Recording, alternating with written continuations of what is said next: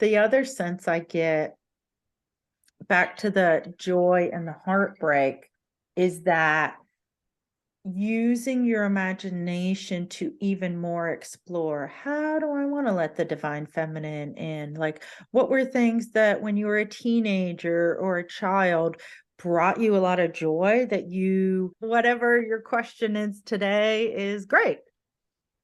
Awesome. So I set an intention for the year, and this Ooh. year it is to further tap into the divine feminine. Oh, I Because, love it. and So I think I've awesome. been working from a space of fractured masculine. So I just Mm. wanted to ask if there's any blockages or any ways to further dive into that. Yes. Oh my gosh. I love what you're doing already, Amanda. That is so cool. Okay. And as I said, I'm just taking some notes here. Of course. In a moment, I'm going to lead us through a short guided meditation and I'll start sharing information with you and messages as soon as I receive them. All right. And I'm going to periodically keep my eyes closed, or though I'll close them and open, you can keep them closed or open, whatever you feel most comfortable with. Whenever you're ready, Amanda, taking in a deep breath, whatever feels the most comfortable. It doesn't have to be the deepest breath you've ever had. And exhaling it out with a gentle exhale whenever you're ready. Your next inhale, letting that breath go back to your feet and picturing also the feeling of how good it feels when your feet are in contact with the ground or something solid, and the grounding effects. And some people like to picture roots going down from their feet, or that your feet are like a magnet to the earth.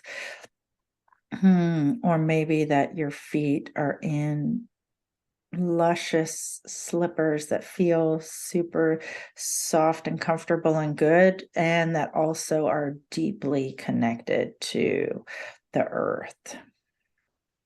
Yeah, I'm kind of getting a feeling of magic slippers for you.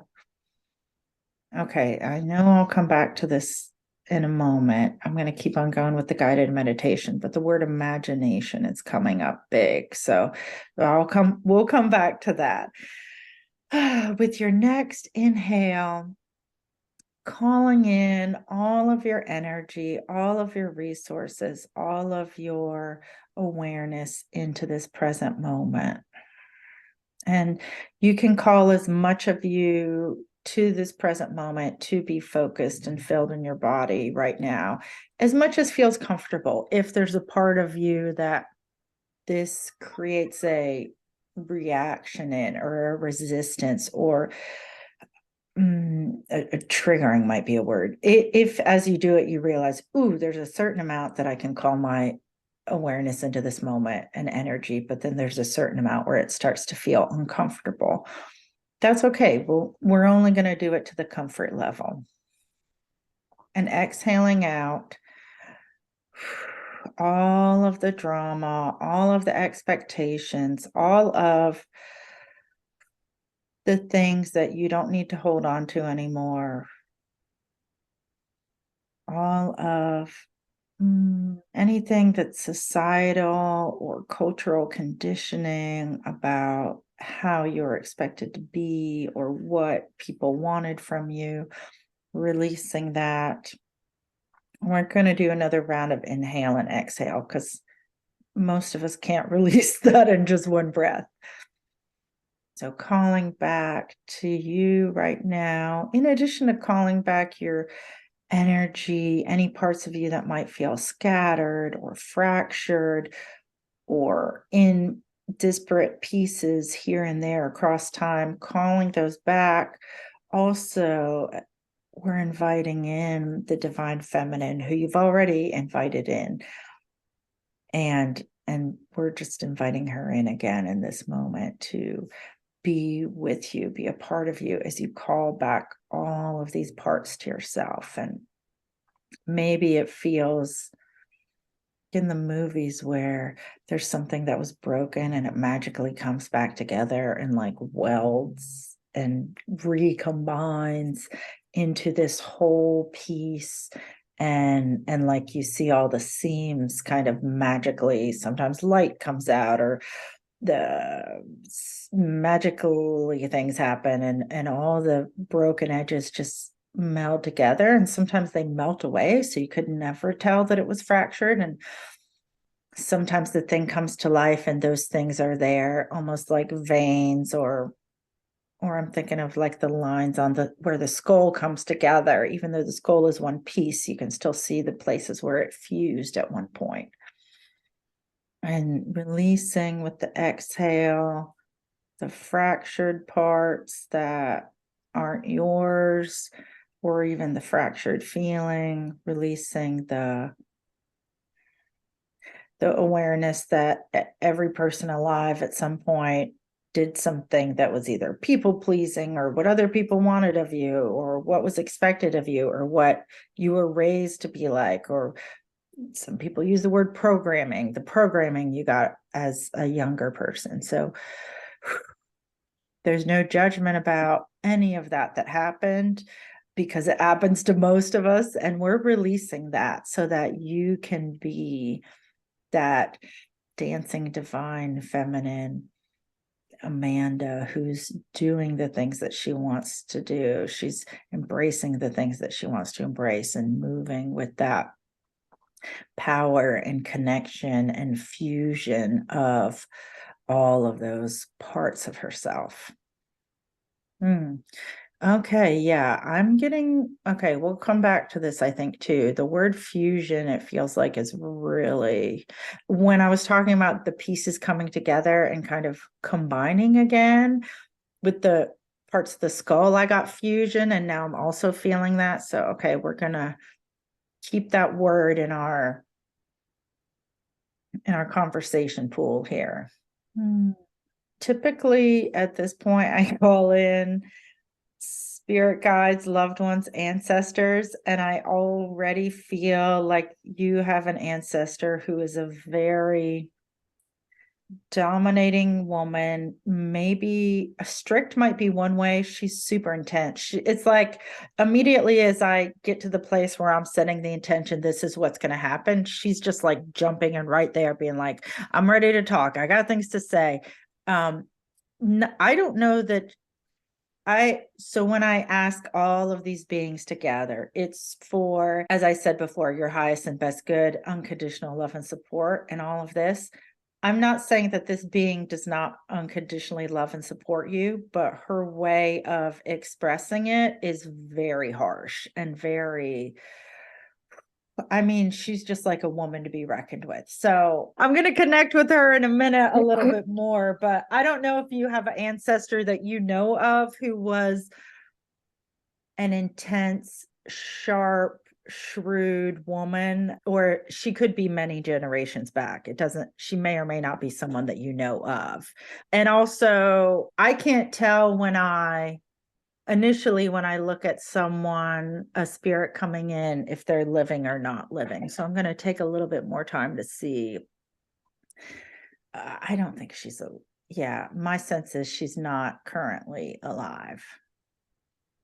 All right, I'm just going to pause for a moment before I tune in because she's a little bit intense. Is there anything so far that you either want to share or talk about or ask more questions? I haven't answered your question yet. I know that, but I just wanted you to have a moment in case there's something you want to say. Well, part of the journey is also looking for the guides and seeing who's here for support. Oh, good, good, good. Awesome.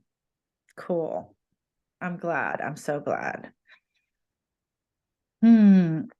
Anything else before I close my eyes and tune in a little more to these guides? Tune away. All right. Oh, and I'm going to write down imagination and fusion so that I don't forget. All right. Okay. So, with your next inhale, Amanda, we are calling in for you all of the beings who want to offer their support, any and all of those who wish to be here to share their love, to share their support, to share their insight, compassion, and clarity. They are invited to come and gather. And I'm going to tune in and see, are there any initial messages? It's so funny. This woman that I'm talking about, as I called in the others, it's kind of like she's taking a back seat because, again, it's a little bit like I said before, it's not that she doesn't have unconditional love or insight to offer, but her way of being is so intense that it's like there's your inner circle of guides and loved ones who are around you, and she's more like the next rung out. She's not in the inner circle. Hmm. One of the first things they're saying is they want you to step up in your awareness of the fact that they are here, these guides, these supporters of you. They're here, they love you, they support you, and they're there to connect you. Connect you. That's not exactly what I meant to say. Connect with you. That's yes. And to me, it feels like it's this almost like the letter C or a semicircle council that they show me that it's like wherever you go, they are around you in like a C shape so that they got your back. They're always around you in a C shape. So it's like, I'm trying to see how many of them. I get that it varies, but 6 to 9. So sometimes there's a few more who come in. I mean, sometimes there might be many more, but on an average day, there's 6 to 9 of them who are there. And then there's like a few that are super close to you, right around you. And then there's a few more who sometimes are a little bit behind them or beside them. I mean, they're not really in the same physical space that we are. I mean, they are, but they're not. So they can, if it was people, it might get a little crowded to have like 9 people behind you, but they don't have to work with human bodies. So that's not really an issue for them. But yes, wherever you go, they're right there with you. And they're showing me it's like they follow you around, like they're your entourage. And this image they're giving me is just cracking me up. It's like almost like how a beetle moves with the little feet. It's like they almost move as this one unit where it's like when you move, all the little feet come along and like they're just walking like that. And okay. Yeah, moment to moment. They say they're with you all the time, everywhere you go. And just this force field of support. And they're also telling me that, I don't know if this is something that you feel personally, but they use the word like force field of support against oppression. So it's almost like they're always there trying to be like, we're the shield so that the feeling of oppression cannot get in and truly get to you. All right, let's see what else. Okay. I don't often get names, but I am getting Jack. So, and at first I was like, does this mean jacked up? But I think, and not that I don't know how many of them are named Jack, probably just one of them, but one of the names, and you can rename them or tell them, like, if Jack doesn't really connect with you, be like, can you give me some other names here? Yeah, you can have a conversation with Jack if Jack doesn't feel fulfilling to you. Oh, yeah, because he's showing me, in my mind, I go to JACK spell, but he's showing me like that the letters can change and that it can look a different way. So that's if you don't connect with the name Jack, you making a point to connect with Jack and have some conversations and explore and see what he has to tell you about or what type of communication you're going to have together. That's something that he is excited for and here for you. And even though there's 6 to 9 of them, it feels like it might be easier to just start with one of them to connect to. I don't know how often you connect to them already, but I get the feeling of like he really wants to develop some kind of relationship with you of connection and communication. And that from there, you can find out what then after that, maybe at some point he'll be like, okay, now it's time to connect to somebody else, or I'm going to take, step to the side and let you connect with whoever else. Or maybe he'll be the spokesperson for the rest of them. I don't know. So your question, and correct me if I'm wrong once I start asking it, is you want to know both how to invite in more of the divine feminine, and or what was the other part of what you said? Please remind me. If there's anything blocking it from coming in. Mm. Okay, that's what I thought. Yes, yes. Okay, all right. So inviting in the divine feminine, and if there's anything blocking it. Okay. All right. Jack is showing me. Oh, that's kind of nice. I like that. He's showing me he wants to be the first guide to work with you, because in a way, the parts of the masculine that you've known that you don't want to associate with, or that feel fractured, it's like what he's showing me is he's like, you can give those to me. You can take, I'll take those, and I will help transmute or integrate or whatever them, so that he can take on that energy of the divine masculine. And so the things that you're okay, I don't want to do this anymore, I don't want to have this, you can just hand them over to him or transfer them to him, and he gets to work with that, so that then it creates more energetic space for you to have this experience of calling in the divine feminine and embodying that and being with that. Okay, I know there's going to be more. That's just the first thing. Do you have any questions about that? Okay, cool. Okay. That sharp, intense woman that I talked about before, she's not like fully back talking to me now, but she's kind of coming back in because she relates to the blocks about the divine feminine. What it feels like to me is there's a part of you, not, I don't think it's a conscious part of you per se. It's probably unconscious, but there's a part of you that it's almost painful to think about being divine feminine, because it feels that there's a contrast that you believe of a powerful female. Some of the ways that you've seen women being powerful are like this sharp, shrewd, intense woman who also turns people off and really makes them mad and creates problems, and she's not necessarily pleasant to be around.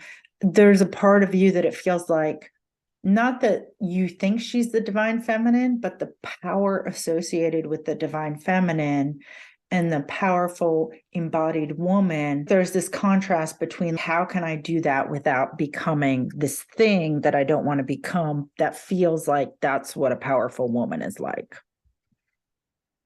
Yes. And again, as I said, I don't feel that a lot of this is conscious. It feels like this is unconscious and or probably societal programming, because what I can think about is not as much in present day, but I feel like even just a few years ago, if there's a political figure of a woman who's very much that powerful action taker, whatever, people name call her a lot and tear her down. I mean, that's still happening, but sometimes I feel it's a little bit less than it used to be. Let's see what else there is about that. Okay. So now I'm getting this thing about joy and heartbreak. So it feels like it's both two, these two things are a little bit together, of things that used to make you really joyful. I do think doing more of those is going to help bring in the divine feminine. And it feels like you've had some heartbreak that a little bit, it feels like there's a part of you that's still grieving that, and that makes you not as inclined to do the joyful things because of the heartbreak. And I don't know if this is a recent heartbreak or not. Do you want to speak to any of that? I don't think it's a recent heartbreak because I've been Okay. with the same person for over 10 years. Oh, okay. Okay, cool, cool. And it might not even be relationship heartbreak. Okay, let's see. I'm going to keep on looking, but is there anything that you want to ask either about what I've already shared or that you want to ask right now? Is there a part of the ancestral lineage that I meant to heal? Yes, definitely. I feel like this woman that I talked about, oh my God, as soon as now I'm talking about her, she's like, yes, oh my gosh. Wow. So, yes, you're here to help heal that because part of it was, this is making me a little bit emotional because it makes me almost feel I want to cry. This woman, it feels like if you had felt like you knew who this person was, like if it was your mom or your grandma or your aunt, it feels like you would have already realized that. So I'm feeling Yeah. she might be several generations back, like great grandmother, or even beyond that, not 10 generations back, but a few back. I don't Uh, know her. okay, yeah. So several generations back, she was trying to be a powerful woman in the way that she knew how. And the only way that she knew how, it was almost to be like a destroyer type of person who tore other people apart, was sharp to be around. I don't know that she was literally physically cruel, although I wouldn't put it past her. And so because she was so intense and people a little bit feared her, that gave her power, and she didn't know any other way to do it, and that's what she did. And I don't think that she loved that, but she wanted to not be taken advantage of. She didn't want to be weak. She didn't want people doing things to her and dominating her life. Yeah. And when I talked before about the oppression that your guides are helping keep away from you, I feel like that was one of the things that maybe this ancestor had this sense of. For her, it felt like I'm not going to let them oppress me. And so here's what I'm going to do. And I don't know if them as, her dad or her brother or her husband or the community, whatever, or the whole country, I'm not really sure, but her way of fighting against it her whole life was she essentially created this persona that nobody wanted to mess with. And then, though, what happened generations after uh, is her children and her grandchildren, none of them wanted to be like her because she was pretty nasty to be around. And like, it was hard to love her because she was so sharp and intense and shrewd. And so then there was this rejection of essentially that model of being a powerful woman. So what it feels like has come down then through the generations is essentially rejecting any type of powerful woman because of this ancestor who, again, I said, the only way she knew how to not be crushed under the weight of her own life or other people's experiences and judgment was to be kind of the shrewdest, sharpest, bitchiest person that anybody ever met. And then generations after, it was the reaction to that. Oh, we're going to be the opposite of that. And so for you, and we might need to piece together a little bit, like, what does the healing of that look like? It's like, I feel like you and I know that's not the only way a woman can be an embodied woman who is in all of her power. There are other ways to do it, and there are more options in society now, and the women who are doing it are leaders too, and if they want. And so it's like that's not the only option now, so that's what some of the healing is. And some of the Can I ask healing. a question? Was she Yes. like a was she like a witch or a shaman or anything like that? The trees here to be an ally to you, a friend, a life coach, and that being who inspires you and makes you feel better on a day when maybe things really aren't going for you. If you are feeling the stresses of the world and they're weighing you down, This book, Talk to the Trees, will allow you to have the calm infuse your day so that you feel that grounded sense that you feel when you're out in the forest or looking at the trees or on a long vacation when you feel so restored. You feel more able to make better decisions. Life was meant to be a joyful, enriching, nourishing experience of the senses, an experience where you feel that excitement and the growing. So give yourself the time today to spend some time in nature, to talk to the trees and pick up a copy of the book if you haven't already. It's a great gift for a nature lover in your life to give them to brighten every day. It's taken me a moment because it's funny, like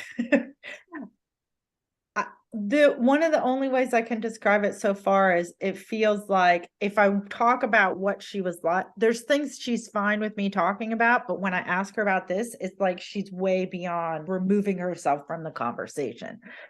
So I'm going to ask it in another way. Okay, what type of role did you have that was either your work or your role in the community? Was it something like a witch or a shaman, or did it have another way of being? I more get the sense she's showing me chopping, and I don't eat with like a butcher knife. So I more get the sense that, but I also really get property owner vibes. I don't know, what the legality of property ownership was back then for women. So it's like maybe she wasn't officially the property owner. And yet, like, even if her husband was the property owner, she was the brains behind it. So I definitely get some of this like entrepreneurial type feeling, property ownership, and or it's possible she could have been an herbalist or like a medicine maker. So even though I'm seeing chopping, which to me feels kind of like butcher or animal husbandry preparation, all that stuff, it's possible that in the shop there was more than just that, or maybe it was a shop that, yeah, you could buy various medicines. Is that a calling that you have for yourself to be like a shaman? No, I just, Oh, that's what I thought she might have been. yeah. I mean, it's possible. If, like, when we're done, you can do your own, maybe it's meditation or journaling or automatic writing. I definitely invite you to, yeah, do something to connect with her, to have more conversations, because even though I don't know if she'll be not resistant to it initially, it's just she's a little bit of a hard person to be around. But because you are her family, and she does have this desire for this to be healed and for you to help transmute it so that, yeah, you can heal this whole family lineage. I get the sense that you and her can have these conversations and connections that are going to open up, and she'll tell you much more than she's telling me right now. Okay. Okay. That one, oh goodness. Okay, so they just told me your awareness is going to explode open this year. Like, I'm just so excited for you. And not that you're not already aware or amazing and all of that. It's just, it feels it's going to break open in even more beautiful ways and even more amazing ways. And I know you said you have this intention for the year, but before we're almost out of time, but before I go, I want to highlight that imagination and fusion feel like these beautiful words for you to explore and play around with, either both of them together or separately, because some of this healing of the family lineage might be a fusing of, oh, how do I take some of those qualities with my desires and, the modern day world and your life, and fuse it all together. I think those are very powerful words with a lot of potential. The other sense I get, back to the joy and the heartbreak, is that using your imagination to even more explore, how do I want to let the divine feminine in? Like, what were things that when you were a teenager or a child brought you a lot of joy that you maybe could bring back? Or if not those exact things, things that have that same type of feeling. Oh, yes. And then the other thing that I want to share that I'll have to make quick is the quality. Okay. It's almost like what you define as the qualities or the code or there's another word. I'll see if it comes to me. The epitome of the divine feminine, finding those words for you, 4, 5, 6 words that to you are, this is what it is. Because like I said, this ancestor, she only knew a few ways to come up with it. And so for her, power was fear in other people. And then they're not going to touch her. They're not going to try and take advantage of her. And so that was how she was a powerful female in that time frame. I don't feel for you, fear, control over other people is going to be the thing. So what is it? And the words might be qualities that are physical things like luxurious fabrics. Those magical slippers I was talking about, I mean, that's never come up in a reading before. So whether or not you're into slippers, there's something about like the luxury of good feeling things on your body that to me does connect to the divine feminine. So maybe there's qualities like that some are physical, some are emotional, some are mental or spiritual. So you may want to identify what are the key words that really mean the divine feminine to you, and use those in your guiding of the unfolding of this. Yeah. Yes. Would you be willing to tell for the viewers your own assessment of our time together regarding, was this helpful? Did any of this connect for you? And just give them a little sense of any takeaways that you have. Sure. I got the feeling that there was some ancestral stuff that hasn't been finished yet. So that was a good awareness to get that confirmed, right? In terms of codes for feminine, they have been coming already, such as like flow, grace, leaning back, receiving. I had already been downloading those. I love it. I'm getting goosebumps. That is confirmation. I love that that's coming for you. Yeah. So that's already in play. And awareness is just something that's been growing recently in the past couple of years. So I would love to see a quantum leap in that space. Yeah. So I'll put that intention there to observe it. And then, of course, the more connection I can have with guides and for anyone who's willing to support the endeavor, then the better it'll be. Yes, I love that. Oh, and as you're saying this, I'm getting one more little thing. I guess this is Jack telling me this. So with imagination, so in the US, there's the Jack tales, which the most famous one is Jack and the Beanstalk, but Jack had other adventures too. And so your guide, Jack, there's this element of like stories and imagination and how I keep on getting this sense of some of your work that you might do might be either creating stories that are like a guided meditation where you imagine you're going and having this adventure, and that's how you're healing the ancestral things or connecting more with your divine feminine. Or I don't know, there might be another way that you use imagination in stories, but it feels that this is and maybe you'll look into some of the Jack tales and see, we have Jack tales. How about some Amanda tales? Like, or something like that. Like, I don't know all the ways in which you'll explore it, but to me, it feels like there's a very juicy possibility for you to play around with all of this work you're doing and stories in a way of for yourself. And who knows, maybe at some point sharing with others that as well, like, oh, here's a Yeah. method that I use to do XYZ. And I think your Jack is Jacques, which is Oh, Jack en français. yes, I love that. That's perfect. Oh, Jacques. Ooh, so cool. All right. Well, thank you, Amanda. Over the next few weeks or months, feel free to reach out back to me if you have a quantum leap. I hope you do. I'd love to know and celebrate you. And yeah, if you When want to, that happens. yes, definitely. When that happens, let me know. I'll celebrate you.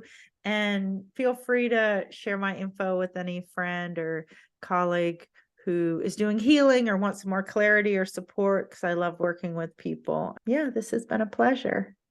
I'm an intuitive who can help you immediately tap into what are the patterns that you're repeating that are affecting your personal life and your business that we can identify, clear, break, dissolve, diminish, deplete, delete, all of that. We want to get rid of the things that are blocking you. We want to reprogram your mind so that you're not repeating the same things again and again like a broken record. One of the best things that I can do for you is help you identify clearly the ways in which unknowingly you're standing in your own way so that you can do something about it and move forward with all of the resources and support moving you towards the things that you dream of, moving you towards the success that you deserve, the success that you visualize and believe in and have been working towards. A session with me helps you immediately tap into what can you do with what you've got, what needs to be cleared, dissolved, or deleted, and how to move forward easily. Most people tell me the sessions with me are full of clarity, insightful, impactful. It's almost as if I've been sitting on your shoulder, observing from a loving and highly clear point of view. What are the best things to remove the bottlenecks, make the levers move forward, bring the money flow to you, close up all the holes? Book a session with me. I would love to work with you. Take care.